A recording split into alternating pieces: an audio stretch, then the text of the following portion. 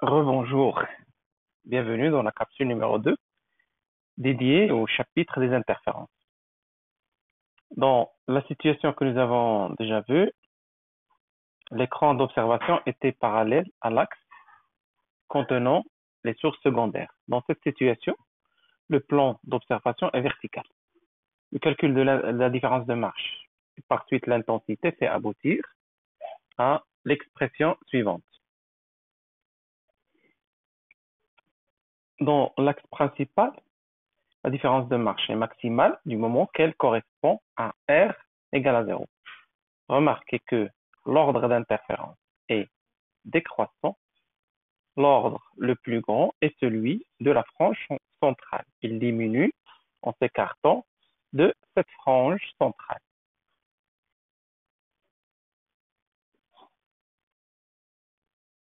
Le calcul de l'intensité montre que la figure d'interférence se présente comme des anneaux concentriques de plus en plus serrés et au fur et à mesure que l'on s'éloigne de la frange centrale. Cette frange centrale qui peut prendre n'importe quelle apparence du moment que son ordre d'interférence n'est pas forcément entier ni demi-entier. Il est égal à A sur lambda. On peut éventuellement calculer le rayon d'un anneau pour un ordre donné et en déduire l'interfrange par une simple différence entre les rayons des deux anneaux consécutifs. Il faut noter que l'interfrange n'est pas constante dans cette situation. Elle va dépendre de l'ordre considéré. Il faut noter également que la forme des franges dans l'espace, c'est des hyperboloïdes.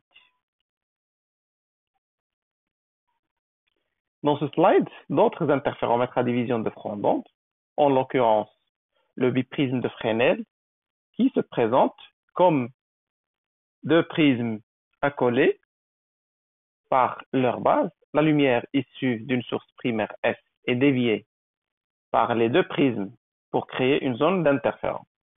La bilentille de biais est une lentille qu'on a sciée pour obtenir deux demi-lentilles convergentes qui vont converger la lumière issue de la source primaire et donner par suite une zone d'interférence. Et enfin, le miroir de Fresnel et le miroir de Lloyd, ce sont les dispositifs d'interférence qu'on a déjà vus dans les séances de TD. En pratique, il suffit de trouver la position des deux sources secondaires qui va servir pour le calcul de la différence de marche. La formule de Fresnel reste toujours valable pour le calcul d'intensité. Je rappelle que ces interférences sont non localisées du moment que l'on peut constater, même qu'on peut les constater même si on déplace l'écran d'observation sur toute la zone d'interférence.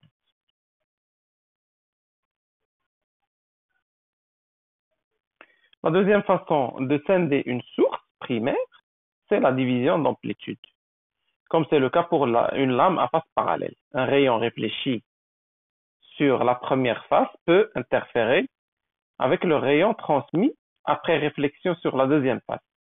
Il faut noter que le calcul de la différence de marche, il faut ajouter le terme lambda sur 2, puisqu'il s'agit d'une réflexion d'un milieu moins réfringent à un milieu plus réfringent. Cette différence de marche supplémentaire se traduit par un déphasage de pi. Là aussi, les interférences sont localisées à l'infini ou sur le plan focal d'une lentille convergente. Pour une source étendue, c'est-à-dire une source avec plusieurs rayons à angle d'incidence différents, chaque angle d'incidence définit une valeur donnée de l'intensité, donc une frange. On a donc une symétrie de révolution de l'intensité pour chaque rayon. Donc ces franges sont appelées franges à égale inclinaison. Ces franges sont sous la forme d'anneaux concentriques qui se resserrent au fur et à mesure que l'on s'éloigne de la frange centrale.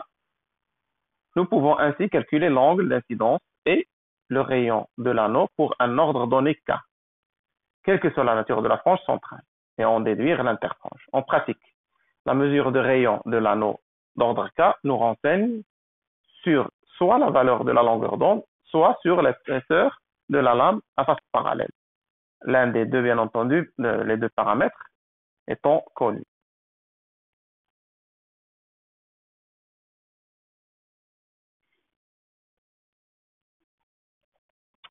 À l'instar de la lame à face parallèle, l'interféromètre de Michelson est un dispositif d'interférence qui utilise la division d'amplitude.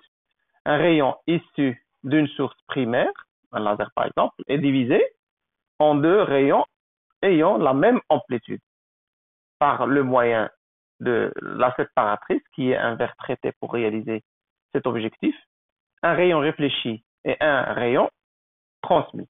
Deux miroirs sont disposés verticalement l'un par rapport à l'autre,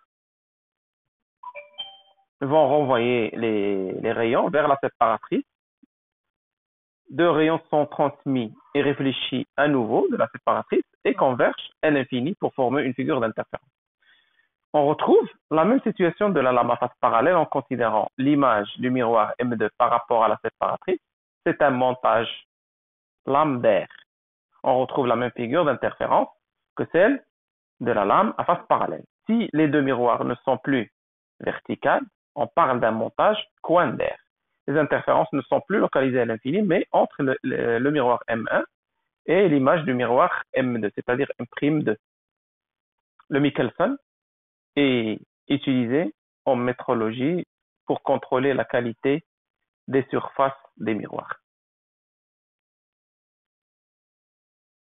Les interférences que nous avons vues produisent des interférences à deux ondes, les interféromètres que nous avons vus produisent des interférences à deux ondes, mais nous pouvons avoir des interférences à plus de deux ondes.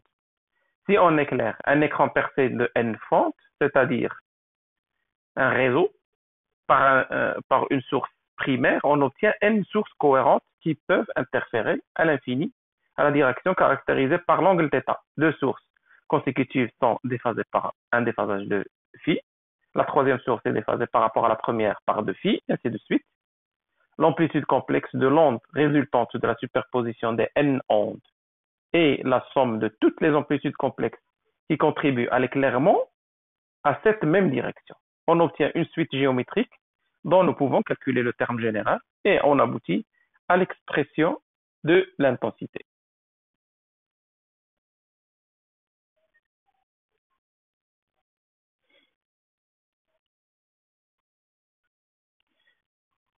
Alors, l'intensité se présente alors comme un rapport entre deux termes oscillants. Sa représentation en fonction de la phase ou en fonction de la direction d'observation et de la forme d'une succession de pics ou maxima principaux qui sont atteints tous les k fois 2π en termes de phase et tous les k fois lambda sur d en termes de la direction θ, d étant l'écart entre les fentes et k un entier. Entre 0 et 2π, c'est-à-dire entre deux maxima principaux, on constate qu'il y a n-1 minima et n-2 maxima secondaires. On rappelle que n représente le nombre de fentes et de sources cohérentes contenues dans le réseau. Ainsi, si le nombre de sources est très grand, les maxima secondaires ont tendance à devenir non perceptibles.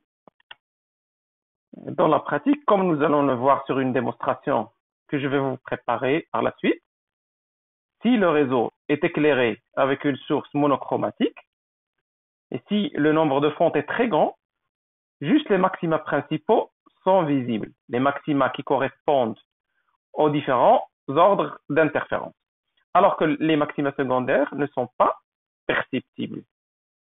La différence entre ces deux figures, c'est la forme de la source primaire. On a utilisé tantôt une fonte et tantôt une source laser.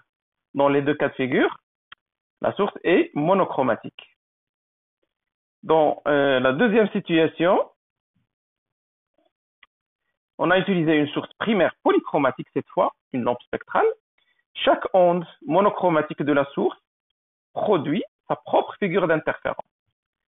La distance séparant deux ordres consécutifs est l'interfrange, qui est une fonction bien entendu de la longueur d'onde. Les interfranges relatifs à chaque figure d'interférence sont donc différentes, ce qui a pour effet de séparer les raies pour les ordres différents de l'ordre 0, c'est-à-dire le faisceau direct. Ainsi, on a la possibilité de mettre en évidence les différents spectres de cette lumière. l'instrument qui permet de visualiser les raies d'une source polychromatique, ça s'appelle le spectrogoniomètre. Sur ce, on va clore le chapitre dédié au phénomène des interférences et merci de votre attention.